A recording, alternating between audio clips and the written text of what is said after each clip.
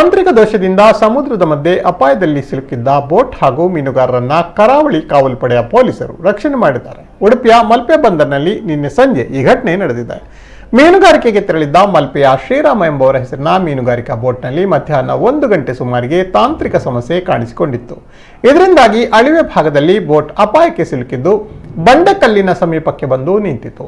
ಇದನ್ನು ಗಮನಿಸಿದ ಕರಾವಳಿ ಕಾವಲು ಪಡೆಯ ಪೊಲೀಸರು ಘಟನಾ ಸ್ಥಳಕ್ಕೆ ತೆರಳಿ ಕೆಟ್ಟು ನಿಂತಿದ್ದ ಬೋಟ್ ಹಾಗೂ ಅದರಲ್ಲಿದ್ದ ಮೀನುಗಾರರನ್ನ ರಕ್ಷಣೆ ಮಾಡಿ ಮಲ್ಪೆ ಬಂದರಿಗೆ ಕರೆತಂದಿದ್ದಾರೆ.